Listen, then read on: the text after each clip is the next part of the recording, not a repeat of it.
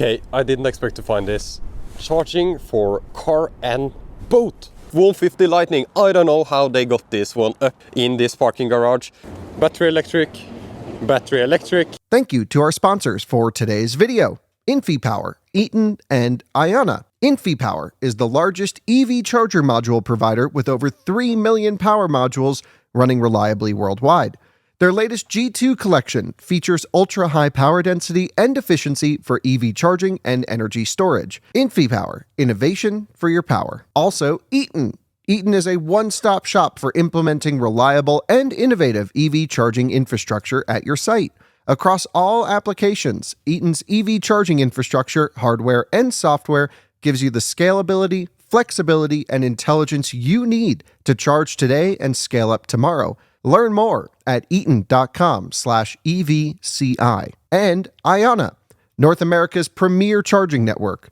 With unmatched commitment to elevating the customer experience, Ionna is opening America's roads to all EVs, giving drivers the coverage they need, the reliability they deserve, and the amenities they crave. Hello and welcome to another Autospec Reviews video. Welcome to the EV capital of the world. Half of the cars on the road today are battery electric, and this is measured by actual cars driving through the toll gates throughout Bergen. 50% of the cars are pure battery electric, not counting plug-in hybrids, not counting mild hybrids, it's pure battery electric cars. And as far as I know, this is the first city in the world to reach 50% pure battery electric cars on the road today. For new car sales, above 95% of new car sales are battery electric. This of course helps changing out the combustion cars over time, but Norwegians are actually very good at buying used cars, I would say, so it takes a little bit of time to replace the car park or the car fleet. But we have reached a milestone. 50% of the cars today on the road in Bergen are battery electric. So join me for this video where I talk about the different cars that we can see, why it is this way, what kind of charging infrastructure do we have in Bergen. In addition, I asked a few questions on social media that you wanted an answer to, and I'll try to answer them in this video. This is the largest parking garage in Bergen, so it's a good way to spot the cars that are actually driven on the road. These cars come from outside the city and close to the city, of course. There is a big variation. So let's see if it's really 50% EVs on the road then. So we have the i4 M50, fantastic looking car. This is the facelift, very popular in Norway. We have the Mach-E, the Kia e-Soul, and we have the ENV 200. Here we have our first combustion cars. And this is a Prius, or Auris Prius, I think. And we have an i3, amazing in Imperial Blue. We have a Quicksilver, made in Germany, Model Y. We have an Citroën... not the IMEV, but the Citroën version, I don't remember the name. We have a Tesla Model Y, we have this IMEV, of course, we have the EQS SUV, we have a BYD Tang, which is a Chinese car. This is not the facelift, I believe, maybe it is, I don't know, I can't remember. We have the XC40, pure battery electric. This one comes in a hybrid as well, doesn't sell in Norway. People want the pure battery electric. We have the e-Golf. We have an awesome looking Polestar 2 with a roof box. We have a Model Y Performance made at the Giga Berlin factory. We have an i3 in Imperial Blue again, and we have a Kia e-Soul, and we have an Auris, which is like a Prius. And there are two combustion cars on this line of cars. So let's move on. I want to talk a little bit more about the cars around here because it's important to kind of get a feel of, oh wow, that's a Land Cruiser, right? Land Cruiser. So that's a conversion car. And we have a Tesla with a turbo logo in the rear, but it's a Model Y Performance. We have the MX-30, my favorite car of all time. Just kidding. We have a Peugeot conversion cars. Finally, a diesel car. And we have the i3, BMW i3, we have the e-Golf, we have the Q8 e-tron, which is the facelifted original fat e-tron. We have the BC4X, we have the Ioniq. This one is very efficient, by the way. Great car. We have the e-Golf. We have this one, which is one of the more popular plug-in hybrids that we have in Norway, which is the Mitsubishi Outlander plug-in hybrid. Absolutely terrible to drive. It's slow, it's sluggish, doesn't have enough plug-in range, but it's quite popular due to the price. It's now more expensive than ever because Norway actually increased the taxes on the plug-in hybrids. I will talk a little bit about that later. We have a Transit, which is not electric. This one comes in electric as well. We have the i3S, that's my car. We have a Volvo a diesel, which is V60 diesel, pre-facelift. This one was very popular in Norway. Now they don't sell a single one of these.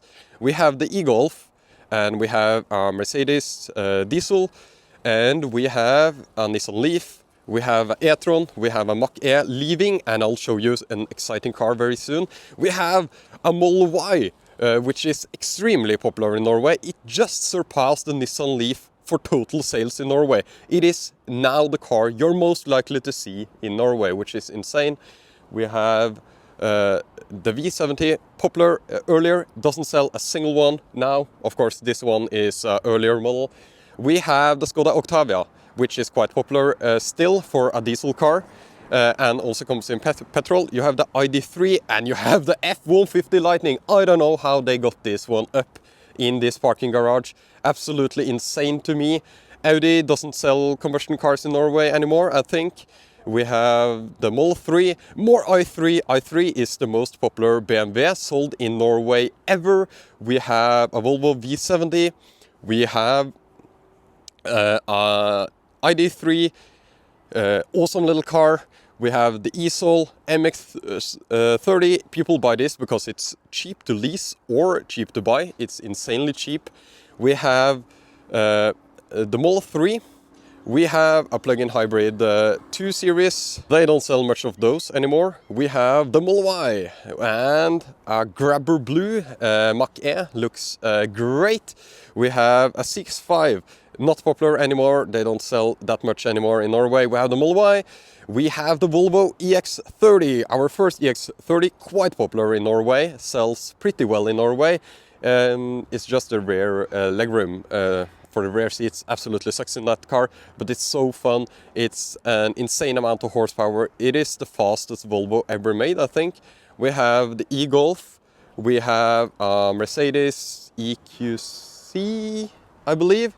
Yep, one of the earlier battery electric Mercedes in Norway, aside from the B-Class electric, of course. Kyle will know that one. We have a Corsa E battery electric. We have this one, this Mach-E. We have a Tesla Model 3 Performance and the e-tron. This one was the most sold EV in Norway in 2019 and 2020, or just 2020, I can't remember. Now it doesn't sell anymore. It's too outdated. We have a Xiaopeng or Xpeng G9. Looks great, looks much better than the G6 in my opinion. And we can just go on and on. Here is my real favorite car of all time, the Paxter, which is used for postal delivery in Norway. It's kind of like a scooter, and yeah, you need these gloves to not freeze to death in the winter. This one is actually made in Norway, as far as I know. At least the final assembly is in Norway, which is quite interesting. I hope I have convinced you that about 50% of the cars on the road today are pure battery electric. I have showed you a few different cars around here and shown you what's popular. So the Tesla is of course extremely popular, always has been from the early days, from the Model S to the new Model Y. Everything is Tesla, it seems, around here. But a ton of other brands as well, and increasing now is the German automakers, especially Volkswagen, has been selling a ton of ID.7s in Norway actually, and the ID Bus is doing quite well. Even in the professional market, the ID Bus is doing absolutely amazing. So, why is it like this? Well, there are so many reasons for why people buy electric cars in Norway. But first I want to preface by saying that people buy electric cars because it works for them. Even if they got a car for free, they wouldn't be inconvenienced. So they have to be convenient. And it's convenient by having actual charging options at home, charging options at work, and good DC fast charging for road trips. But of course, the main driver of buying an electric car is price, and that's tax incentives. In Norway, there is no tax on the amount below 500,000 Norwegian kroners. So this F-150 Lightning behind me, if it's around 1 million Norwegian kroners, you just tax on the 500,000 above for taxes. So this F-150 Lightning is significantly cheaper than it is supposed to be with the 25% value added tax that we have in Norway. This means that battery electric cars are significantly cheaper. And earlier it was actually tax-free for the amount above 500,000 as well, which made, for example, when the Model S came out, it was incredibly cheap for a luxury sedan in Norway. So a ton of people bought it then. Now Tesla has offerings below the 500,000 kroner limit, which makes the combustion cars cheaper. So for example, a Toyota Corolla or a Toyota Prius is more expensive than a Model 3 in Norway. So the price is of course the main driver. But again, I want to say that people don't want to be inconvenienced. So people have electric cars, of course, because it works for them. Hydrogen has a ton of incentives in Norway, but nobody buys them because there is no hydrogen infrastructure in Norway. Of course, it can be in the future. They have already tried. Didn't go so well the first time, maybe later, but it just shows that people don't want to be inconvenienced. So battery electric cars absolutely work in Norway. Another reason is also about price. Gas prices in Norway are incredibly expensive. It's like €2 per liter. I think that's around $8 per gallon, which is quite expensive. So people would rather charge at home at pretty low electricity rates instead of going to the gas station. That's even more money saved. The power prices, or the energy prices rather, in Norway are quite low. We have a grid that's 100% sustainable. It's just hydropower. Everything is hydropower. We have a ton of hills in Norway, so we can have hydropower. This makes electricity quite cheap. It's a little bit more expensive now because we are connected to the European grid and selling and buying power, but it's still quite cheap, cheaper than many places. If I should compare it to California, for example, we are significantly cheaper than California in terms of energy prices. So energy prices are quite low in Norway. So people would rather pay electricity at home than pay the super expensive gas prices. And the gas prices are expensive because of taxes. Only because of taxes. Because Norway is, as you know, and people will comment, is a big oil producer. We have a large, enormous oil industry for the size of our country. And yeah, of course, that really helps giving the tax incentives for the electric cars. So the electric cars are actually not directly but indirectly financed by the wealth fund that we have in Norway, which again is financed by petroleum tax. We have an insane tax on petroleum production in Norway, which is why we have the wealth fund, which is why we can incentivize EVs. But we have to remember that the taxes on EVs are starting to come back. The incentives like that you can drive in the carpool lane, or that you can park at half price, for example here. You could until I think January park at half price for electric cars. These incentives are starting to go away, and they have been going away for years. But the EV adoption is still skyrocketing. We are at, as I mentioned in the intro, above 95% of new car sales are battery electric, not plug-in hybrids, not mild hybrids. So even though the incentives are going away, even though there are more taxes on electric cars than really in the early 90s when we started to give these incentives, people are still choosing electric cars. So the incentives are given for people to try electric cars, see if it works for them. And I understand that not every country can work like Norway, especially because it's expensive to give like tax reductions for electric cars.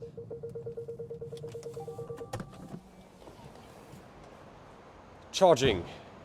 Charging is important, and slow charging is probably the most important. In Europe, you have to bring your own cable, so you have your cable with you. Nobody can steal your cable.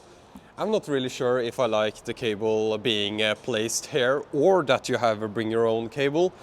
But anyways, slow charging is so extremely important. The reason the slow charging is the most important is because it's charging that doesn't take time out of your day. These people are not parked here because they need to charge. They are parked here because this is where they park. And if they slow charge while they are parked, regardless, it doesn't take time out of their day. So they can park here, be at work, then they can come back to their car and it's fully charged. This is a perfect solution for people that really doesn't have home charging. The only thing that sucks about this is the rates. Often the rates are quite expensive. So here is a ton of different chargers available. You can just plug in and you can pay via the app that you use to park in this parking garage. And there are actually 54 AC charging points in this parking garage. Even though the price is a little bit higher than I would like, I think this is a perfect solution if you don't need to daily charge here, but that you park here from time to time and can pay the charging. Of course, it is better to have home charging than relying on solutions like these, but these are pretty awesome in the way that it doesn't take time out of your day. You need to park here regardless. Why not charge? And at the end of the day, you have a full battery, which is amazing. It's an ID3 rental. I've seen a few of these lately, actually. So seems like Hertz actually bought a ton of ID3s and EX30s in Norway. So if you're renting an electric car in Norway, that's perfect. You can just park here and get your charge in, which is great. Here is another car sharing car, which is also perfect to have. Maybe they can rent one of these spots. I see that they are numbered and they can keep their car there, and it's always fully charged to the next driver. I can see some more shared cars here. You can say Hyre, which is a company where you can download an app and pick up the car. I think you might be able to do this with an international driving license as well. I'm not sure. A Polestar 2 Performance, Hyre, which is, or higher. This is like cars that you can rent from an app, and you can unlock from the app. You don't need to talk to anyone. You can just go up and get the car. Maybe I should try the Polestar 2 Performance, because I haven't tried that before. Here you can see a custom plate on this Tesla, charging at these AC chargers. Most of them, they probably go up to 11 kilowatt with some kind of sharing, depending on the load that's being put on the cars. You can start the charging here, and as long as you are plugged in, you won't get any idle fees or anything like that. So you are completely fine to just plug in and then go about your day. Oh, here are chargers with the charging cable included, I think. So American style.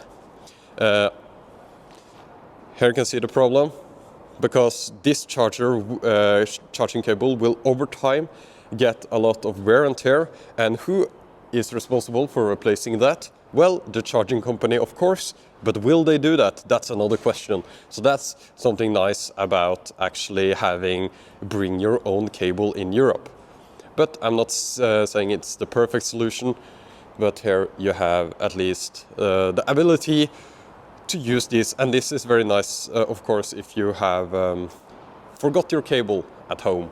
I just found out that the charging price is 8 Norwegian kroners per 30 minutes, so it's 16 kroners per hour pricing.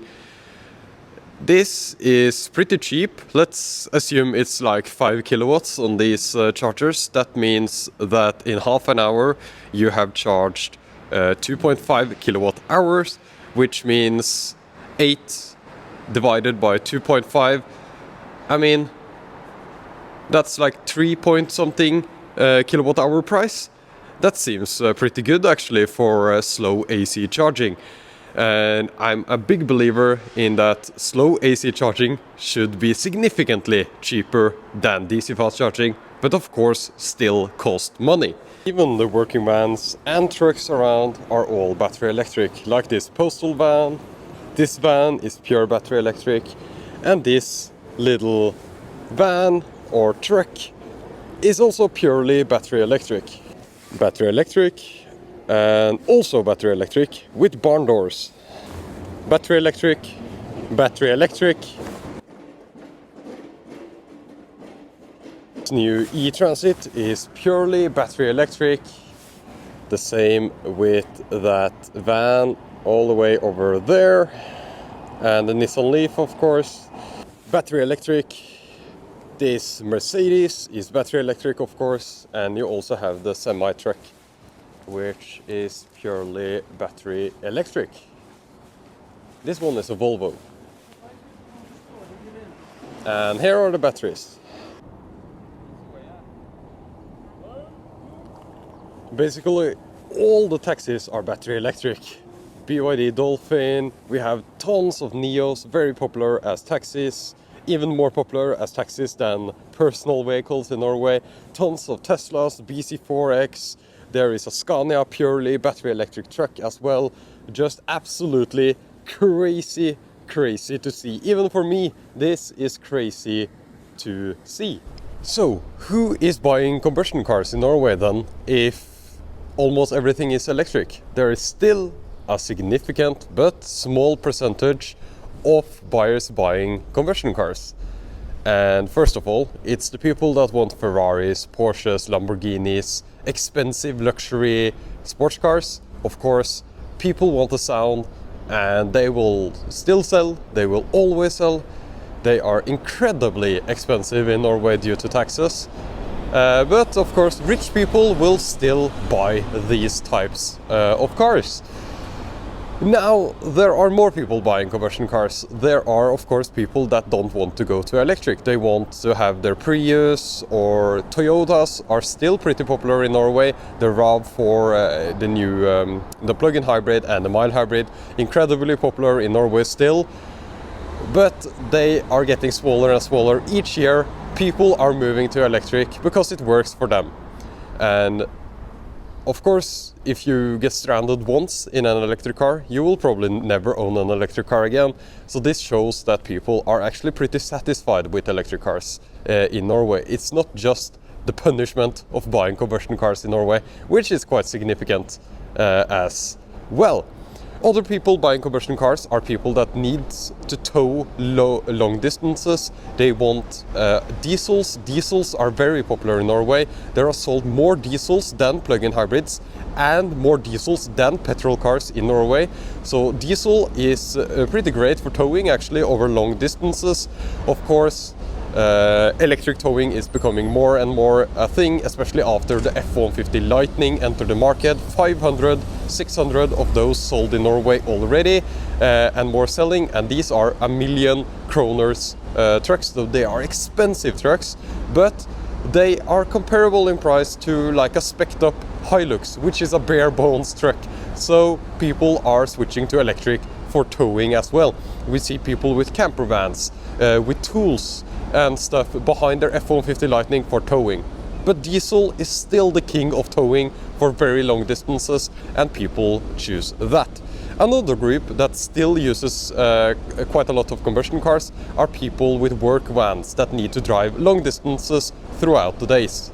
That means diesel might be a better fit for them, so they are still buying diesel vans, and the incentives are not that amazing on electric vans for work yet, with the green plates, you know, the seat just in the front, no seats in the rear, so those people are still buying diesel vans. But the majority of people choose electric, and yeah, that's quite exciting. And I still think the option to buy combustion, if that's what you need, should be there. Okay, I didn't expect to find this. Charging for car and boat. Yes, boat electric car charging, and I see that these are InfyPower units. These are amazing units. It doesn't seem like these are open just yet. They have a little bit of wear and tear, of course, being so close to the salt water of the fjords of Norway. We have card payment here. We have these enormous thick cables. Is this some kind of protection for... Wow, they are so heavy. Extremely heavy cables. And they are very long as well, so they can reach all the way down to boats charging here, which is the first time I've seen DC fast charging for boats. So here we have another unit, so there are 2 units, and it says up to 355 kilowatts.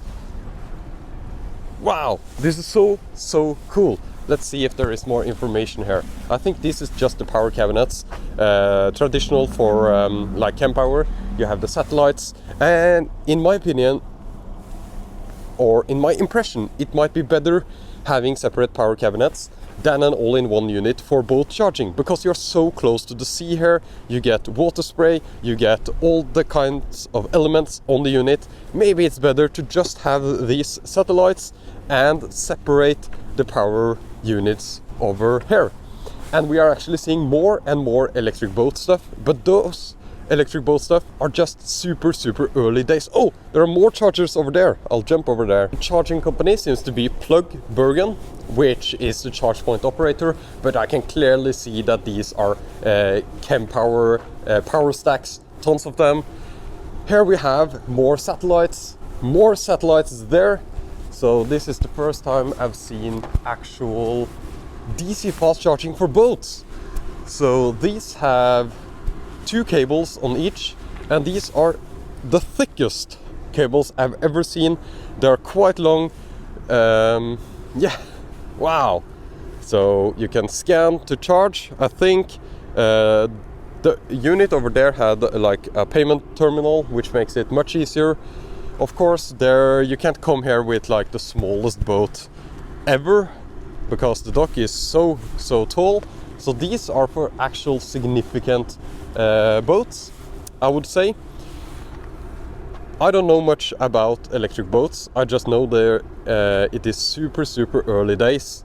But yeah, I can't wait for these to be live. Maybe I'll do a separate video, a tour of how all this works. I want to learn. There's so many questions I have about electric boat charging.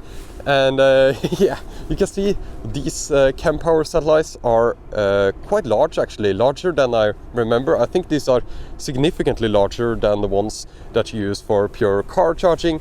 See an RFID chip there. And oh, for Kyle, B-Class Electric over here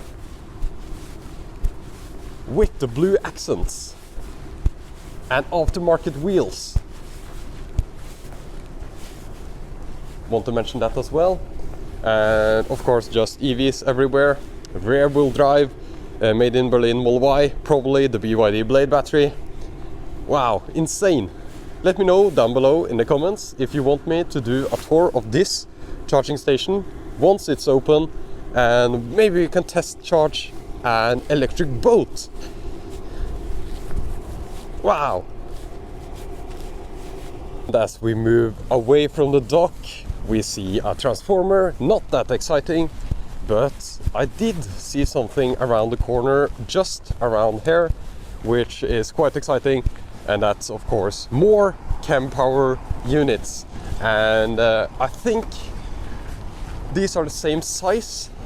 They look a little bit smaller, don't they? Maybe they are the same size. I think the other ones were on a pedestal, so they looked a little bit taller.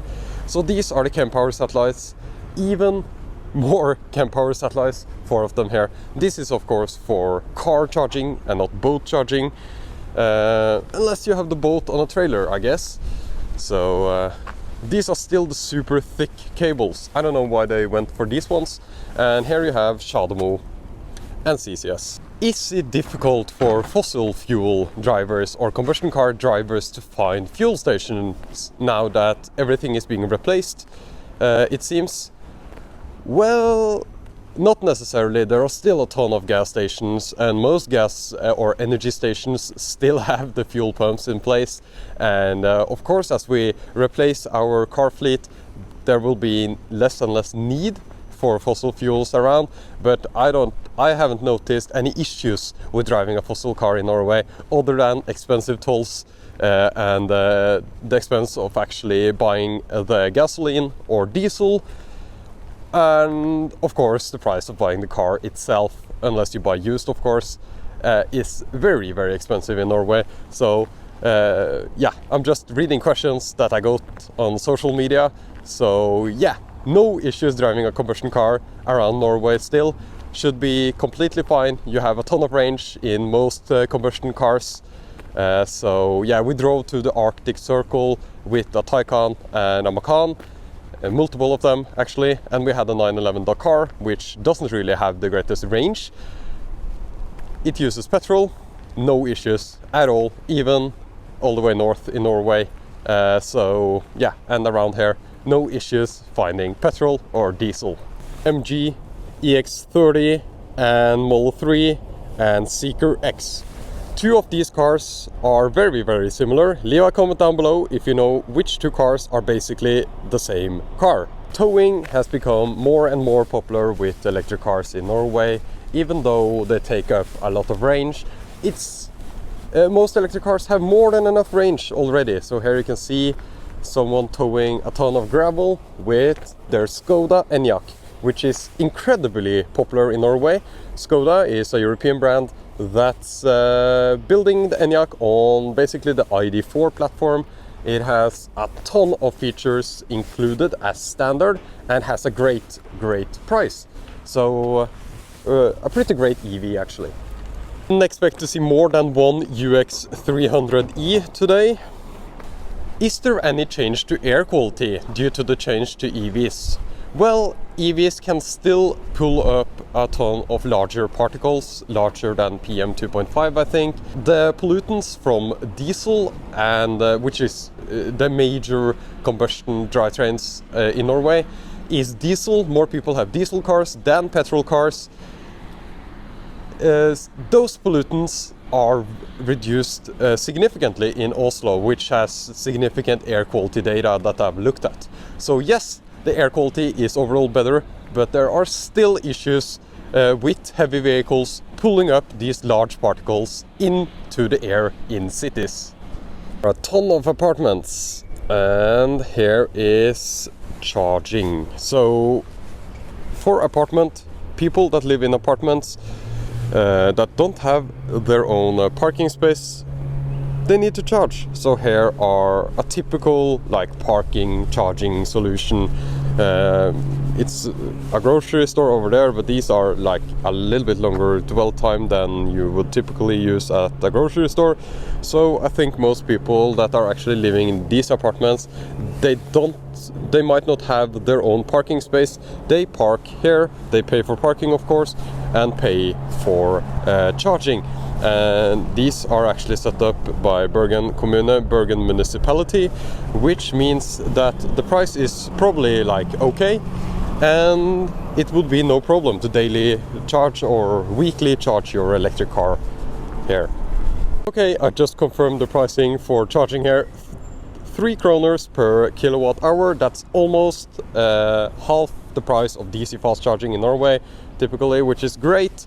I would like to see the price go even lower, so it makes even more sense to own an EV. Maybe 2 kroners per kilowatt hour or something is a good price for these types of chargers, but 3 kroners is still much cheaper than buying diesel and gasoline in almost any country in the world.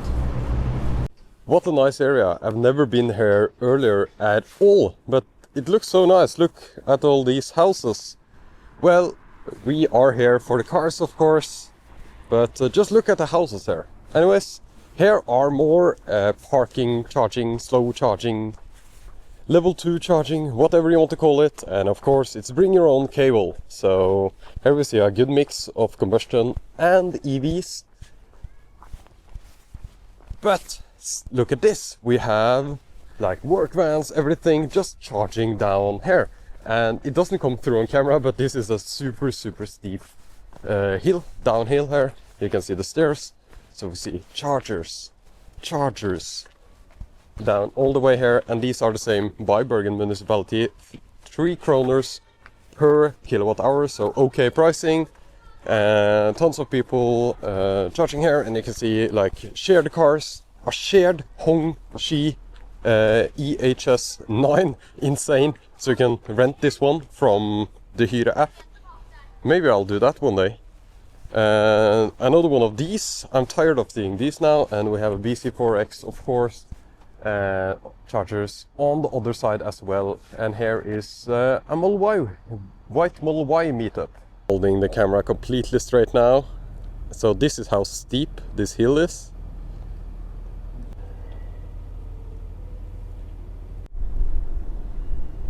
Toll roads are discounted for electric cars in Norway, and toll roads are everywhere. They are slowly becoming more and more expensive as times move on, but are still cheaper for electric cars. This is the largest pool I've seen of like combustion cars in the Bergen area. Just combustion cars down here. And I think the reason is that they might not have their own parking spot, and if they don't have their own parking spot, they don't have the right to charge, which is a new right that came into effect in 2021, where everyone has the right to get a process for setting up a charger. Not for free or anything, but you have the right to get a charger. But if you don't have a parking spot, if you don't have a car in this area, it's very difficult to live with an electric car. Maybe you need to fight over charging spots, because Bergen doesn't really have that many curbside charging spots. But I know of one place at least, and we will go there now. Here is finally curbside charging. This place is not legal for me to stay in because these are for shared cars. So this is a shared car that's currently charging, but there is a spot over there for curbside charging for private owned your own vehicle over there as well. But it's the same idea. It works with bring your own cable. Bergen municipality has put up these, so that means it's 3 kroners per kilowatt hour. Okay price. Bring your own cable, plug it in here, start it with the app. And here you see something interesting in Norway is that you can park whatever direction you want. So this car is optimized for curbside charging by having the charge port on this side. But this isn't close to this. It would have been better with a Tesla, with the charge port right here. That's of course because you can park whatever direction you want in Norway, which is absolutely amazing. And every country should have implemented this. So curbside charging is so important for EV adoption. I wish Bergen municipality has set up even more than these. There should be almost everywhere there should be curbside charging. It's so great for EVs and plug-in hybrids. But the price needs to be low. It needs to be as low as it is right now or lower. So I would prefer even lower pricing, but still very cheap to own an electric car if you need to charge on these. How is the media reception for electric cars in Norway? Well, it's pretty good. We're past the point where people are afraid of electric cars, especially in the media.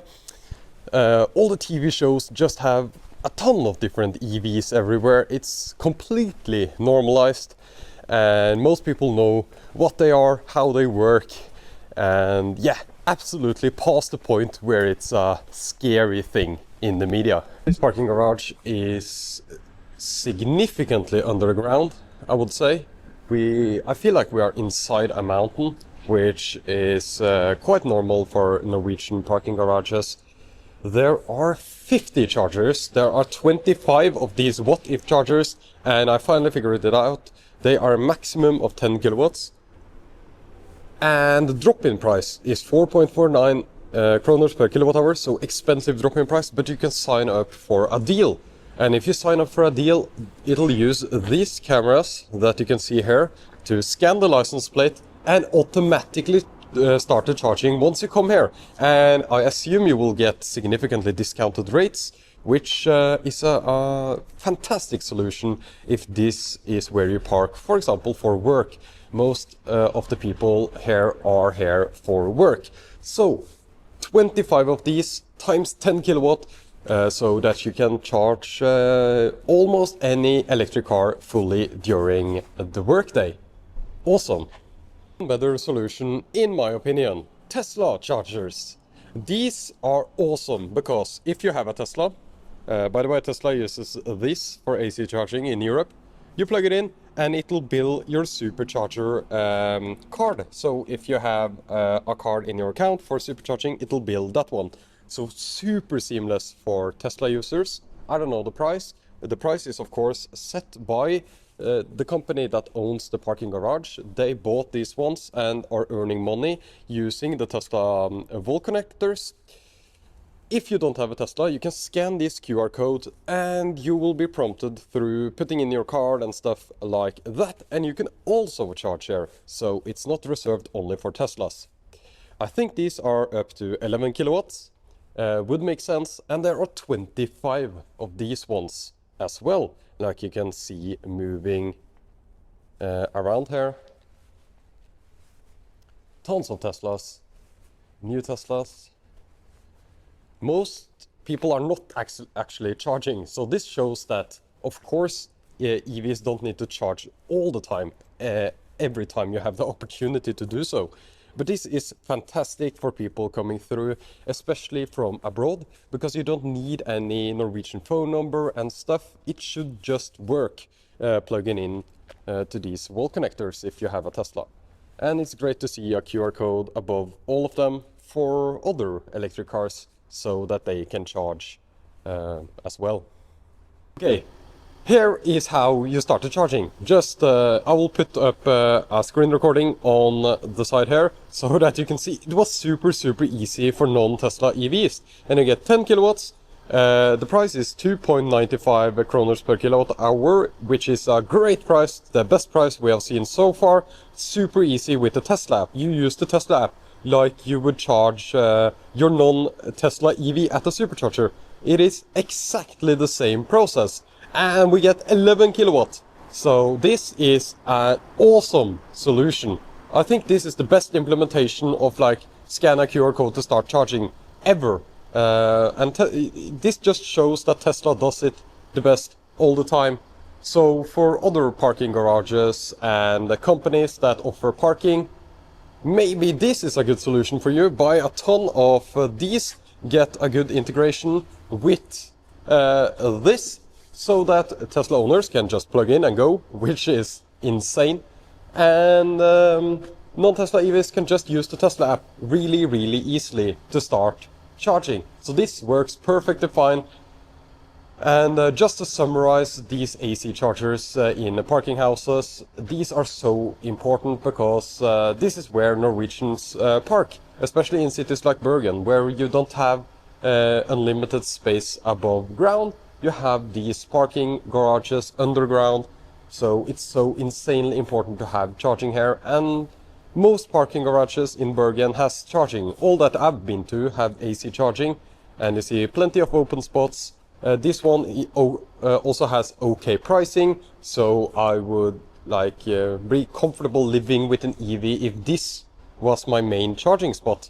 And that's not the case for all kinds of AC charging. Like we saw on the other side, with 4.49 kroners per kilowatt hour drop in price. That's a whole different story. Yeah, seems like good pricing and yeah, just access to charging, slow charging while you are shopping or work or just being a tourist. I don't know. It's the best way to charge, slow charging. DC fast charging is also extremely important to have in a city. So here I am at a charging hub in Bergen, which has a ton of these Ebony chargers, now called Bilkraft. The price is around 5 kroners per kilowatt hour, which is not too bad, to be honest. I see a lot of taxis here, because taxis often need to actually DC fast charge during their work, during their day, which is very different from normal ownership in Norway, where you charge at home or you charge at work and you never ever visit a DC fast charger before your road trip. So here you see some 300 kilowatt units lined up, 1, 2, and then some 200 kilowatt units, Delta units. I think these are also Delta units. Those are ABB units. I've seen so few of those. They look very similar to like the Electrify America stations in the US, and the cables actually look exactly the same, which is interesting. I get like Electrify America vibes from these ones. Here we see an i3, ID Bus, Tesla, Kia, the Lexus UX 300e, and we have, of course, I think that's Shadomo. Yeah, that's Shadomo, which is absolutely insane. Tesla Model Y, extremely popular, built in Germany for the Norwegian market. We have an MG, we have an ID3, we have a Maxus, a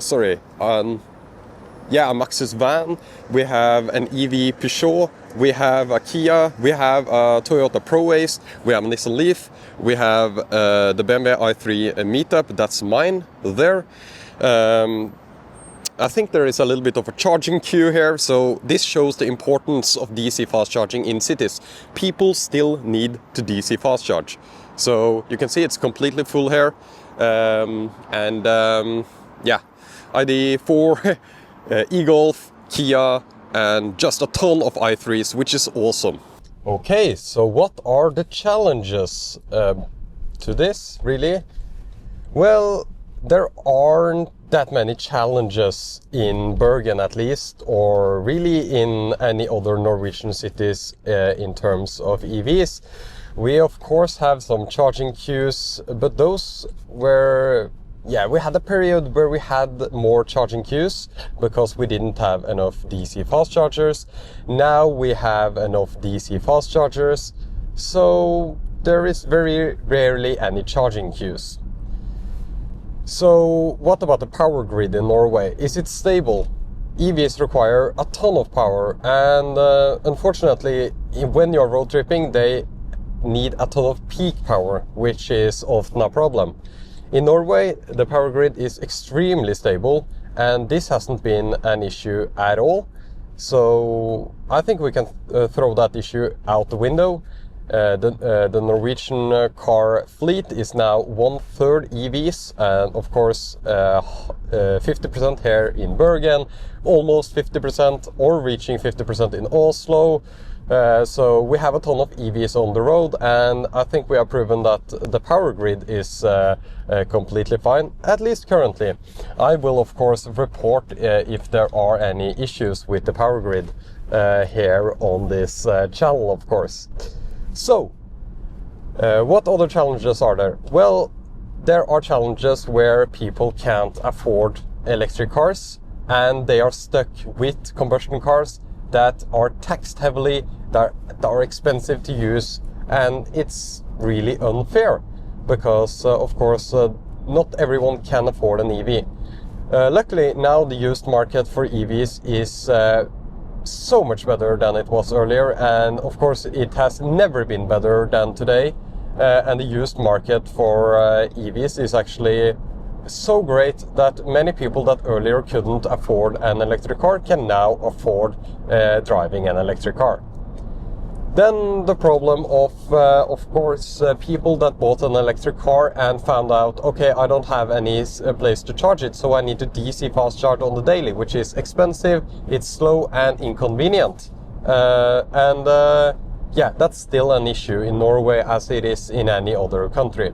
What can alleviate this issue is that we have cheaper curbside parking, that we have AC charging in parking garages, like I've shown in this video. I've shown you multiple parking garages with affordable, at least affordable enough AC charging. And I think that's helping out with this issue. Okay, so what can other countries learn then? Well, if you want a major EV adoption in the country, you don't need to do much, because EVs are pretty convenient for many people. I'm not saying it's for everyone, but it's very convenient. And in that nature, as long as people get to try the EVs and see if it works for them, I think more people will convert to EVs, so you don't need to do anything. Other countries can also learn that incentives helps. Of course, in the US you have had like the federal tax credit, which I would actually say it's pretty similar to the way Norway does it with the value-added tax being removed for the value under 500,000 Norwegian kroners. But we also have other incentives, like EVs can drive in, here in Bergen, they can drive in the carpool lane without anyone in the car, just the driver of course. We don't have FSD yet in Norway, unsupervised FSD. The next thing I want to mention is why. Why should we incentivize EVs, or should we incentivize EVs? Well, that's up to each and all. Everyone has their own opinion. But if you incentivize EVs, you get more EV adoption, and EV adoption reduces at least local air pollution. So you don't get a ton of passenger diesel cars in the downtown area, which should be nice for everyone walking around in the city, at least. EVs do actually work for a ton of people, and that's why people choose EVs in the end. People don't want to be inconvenienced, like I mentioned in the introduction of this video. And yeah, I want to summarize this video then. We have taken a look at Bergen. Bergen is, according to me, the EV capital of the world. 50% of the cars on the road today are electric cars. New record this April with 97% pure battery electric cars. Absolutely insane. And I can see everything's changed before me here. Everything is so different from just a few years ago. The older cars get older and they are changed out for newer cars, and the newer cars are electric. This means that each passing month I see more and more electric cars, and now it's just crazy around here, and it's even crazy for me to look at, because I've always done car spotting, and I can absolutely notice the difference. I think that was it for this video. I hope you enjoyed this video. I tried to have it organized. I tried to answer some questions. Please leave any questions down below. I am eager to answer all your questions, even if you are for EV adoption or against EV adoption. I don't care. I want your questions. Leave them down below. Thank you so much for watching this video.